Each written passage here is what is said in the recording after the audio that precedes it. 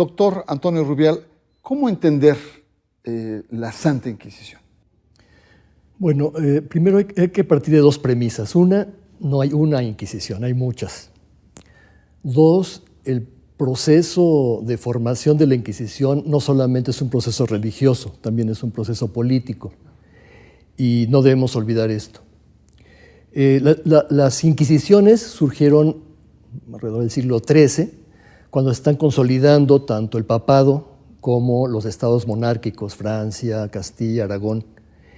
Y precisamente en este contexto debemos entender su surgimiento. La primera Inquisición surge por parte del papado, después de una serie de problemas que hubo en el sur de Francia con los cátaros, unos grupos que se oponían a la Iglesia. Inocencio III lanzó una cruzada contra ellos y para extirpar los restos de este catarismo, que había sido prácticamente destruido por los cruzados franceses, se crea un tribunal, el Tribunal de la Inquisición, para... La organización de la Inquisición medieval europea fue el resultado de un larguísimo proceso que comenzó con Lucio III, continuó durante el pontificado de Inocencio III y alcanzó su perfeccionamiento gracias a Gregorio IX, quien a través de 3 diferentes bulas la dotó de estructura. La Inquisición o Santo Oficio fue, al igual que la mayor parte de las instituciones de la Edad Media, un instrumento destinado a la defensa de la fe y de la sociedad ante la propagación de doctrinas heréticas. En el caso de nuestro país, los reyes católicos apostaron por la unidad religiosa como cimiento de la unidad territorial, como ocurría en el resto de naciones europeas. El 1 de noviembre de 1478 obtuvieron del Papa Sixto IV una bula que les autorizaba a establecer el Tribunal del Santo Oficio de la Inquisición, con el fin de proteger la fe mediante la persecución de falsos conversos que, siendo nominalmente cristianos, practicaban en secreto otros ritos. La Inquisición, como tal tribunal, tiene efectivamente una existencia circunscrita cronológicamente a unas fechas determinadas y a unos espacios determinados. Ahora bien, efectivamente, desde la más remota antigüedad, sistemas de control social han existido en cualquier país, en cualquier lugar, y me atrevería a decir que en cualquier régimen político. Efectivamente, la necesidad de controlar, de garantizar la ortodoxia del sistema, de eliminar los hipotéticos disidentes o contestatarios de ese sistema, la tentación de perseguir a los otros. Todo sistema se divide entre los unos, naturalmente los integrados en el sistema, y los otros, los marginales, los malos de la película. Partiendo de esta dicotomía, es evidente que cualquier país ha generado sistemas represivos, sistemas de control social, que aunque no se han llamado inquisitoriales, pues evidentemente han tenido la misma funcionalidad de lo que fue la Inquisición en España.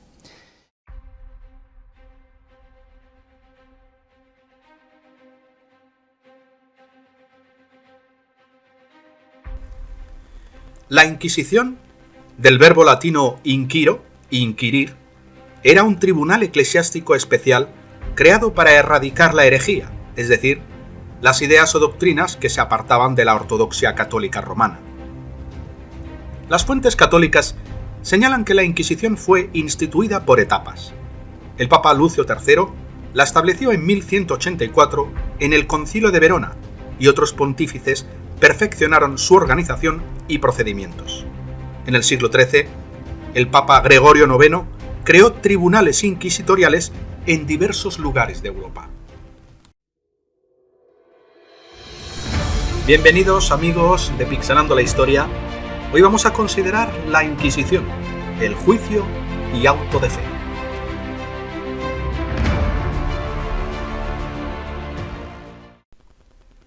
La infame Inquisición española fue establecida en 1478 mediante una bula pontificia que promulgó Sixto IV a instancias de los reyes Fernando e Isabel. Su objetivo era combatir a los marranos, calificativo dado a los judíos falsamente convertidos al catolicismo para escapar de la Inquisición, a los moriscos, seguidores del Islam, convertidos a la fe católica por la misma razón, y a los herejes españoles. Por su fanatismo, el primer gran inquisidor español Tomás de Torquemada, fraile dominico, encarnó el lado más infame de la Inquisición. En 1542, el Papa Paulo III instituyó la Inquisición romana, con jurisdicción en todo el mundo católico.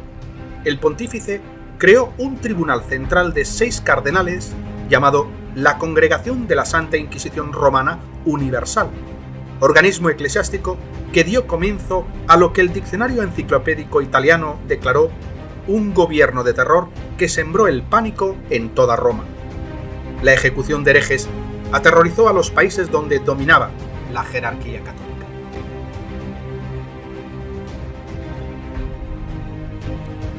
La historia muestra que los inquisidores acudían al suplicio para arrancar la confesión a los presuntos herejes. En su empeño por atenuar la responsabilidad de la Inquisición, los comentaristas católicos han escrito que la tortura también era corriente en los tribunales seculares de la época. Pero, ¿justifica ese hecho semejante actuación de parte de ministros que afirmaban ser los representantes de Cristo? ¿No debieron haber mostrado la misma compasión que Cristo mostró a sus enemigos? Para ver al asunto con objetividad, reflexionemos en una sencilla pregunta. ¿Habría torturado Jesucristo a los que discrepaban de sus enseñanzas? Él dijo: continúen amando a sus enemigos, haciendo bien a los que los odian. La Inquisición no le garantizaba ninguna justicia al acusado. En la práctica, el inquisidor gozaba de poderes ilimitados. Dice la Enciclopedia Católica: las sospechas, las denuncias, incluso los rumores, bastaban para que el inquisidor citara ante sí a la persona afectada. Italo Mereu, historiador de derecho, afirma que fue la propia jerarquía católica la que concibió y adoptó el sistema inquisitorial de justicia, abandonando el antiguo sistema de acusatorio que crearon los romanos. El derecho romano exigía que la parte acusadora probara su alegato. De existir dudas, era preferible exculpar al acusado a correr el riesgo de condenar a un inocente. La jerarquía católica sustituyó este principio fundamental por la idea de que la sospecha presuponía la culpabilidad y que era el acusado a quien le tocaba demostrar su inocencia. Los nombres de los testigos de cargo, los delatores, se mantenían secretos y el abogado defensor, cuando lo había, se exponía a la infamia y a la pérdida de su puesto si triunfaba en la defensa del presunto hereje. Como consecuencia, admite la Enciclopedia Católica, los acusados se hallaban indefensos. Lo más que podía hacer el abogado era aconsejar al culpable que confesara.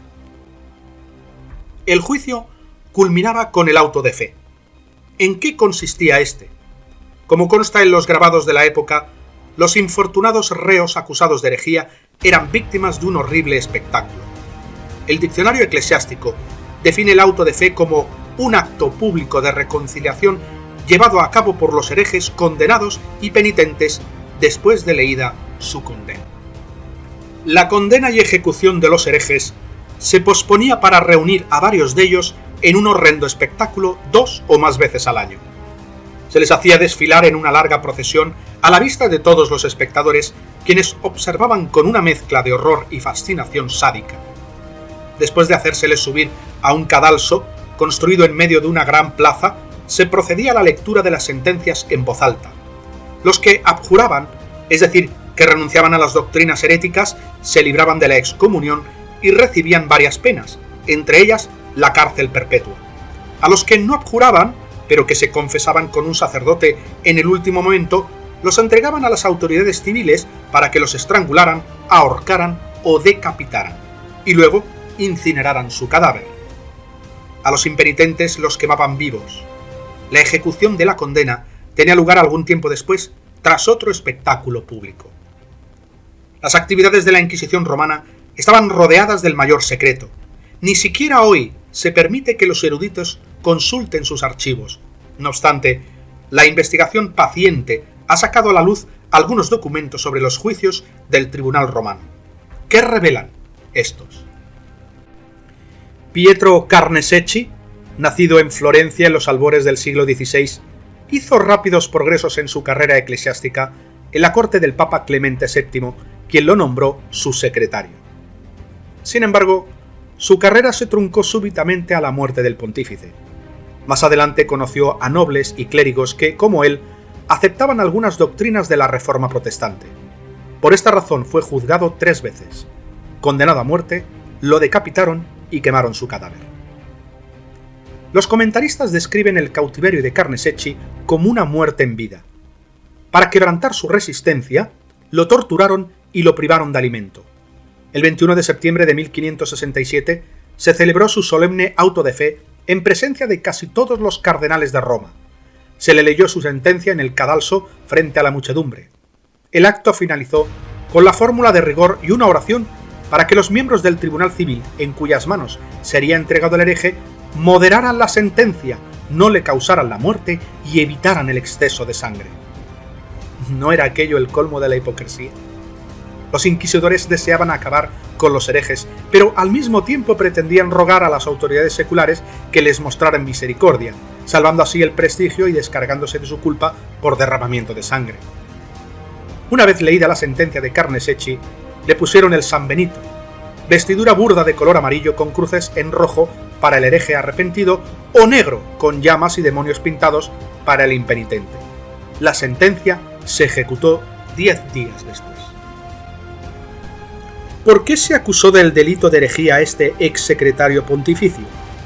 Los procedimientos de su juicio, descubiertos a finales del siglo pasado, revelan que se le halló culpable de 34 cargos correspondientes a las doctrinas que impugnó. Entre ellas figuran el purgatorio, el celibato de sacerdotes y monjas, la transustanciación, la confirmación, la confesión, la prohibición de algunos alimentos, las indulgencias y las oraciones a los santos. El 8º cargo reviste particular interés. Allí menciona: ha sostenido que no debe creerse nada más que en la palabra de Dios expresada en la Santa Escritura.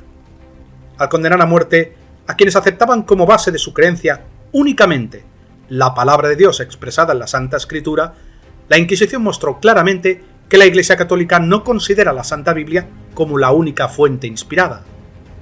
No extraña entonces que muchas de sus doctrinas no se fundamenten en las Escrituras, sino en la tradición eclesiástica.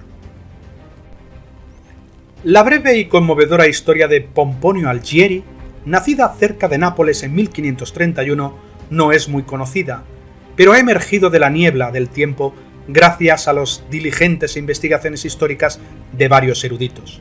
Algieri se relacionó con los llamados herejes y las doctrinas de la Reforma protestante por su contacto con maestros y estudiantes de diferentes partes de Europa mientras estudiaba en la Universidad de Padua.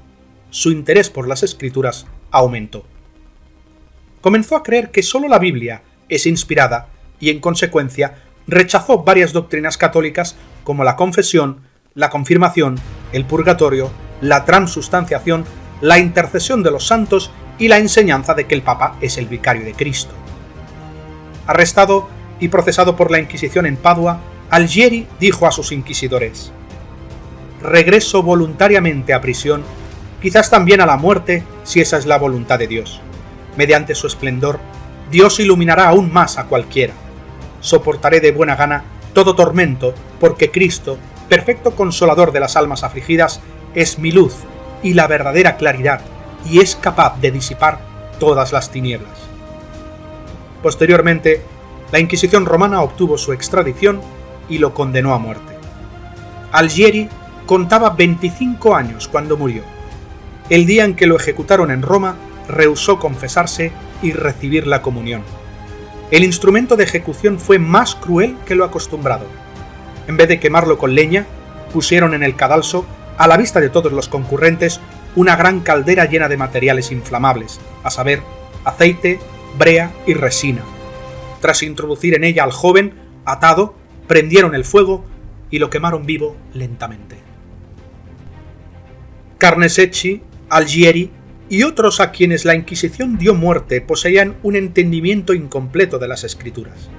No obstante, estuvieron dispuestos a morir por la medida del verdadero conocimiento que habían adquirido de la palabra de Dios.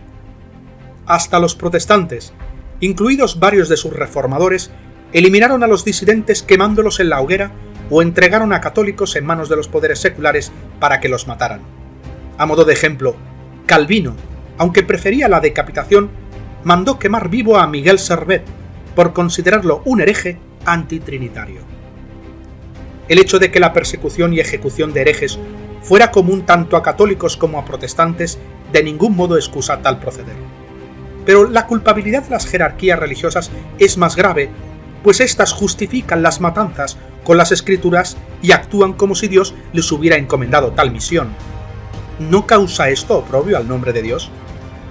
Según afirman algunos eruditos, San Agustín, conocido padre de la Iglesia, fue el primero en sostener el principio de la coerción religiosa, esto es, el empleo de la fuerza para combatir la herejía.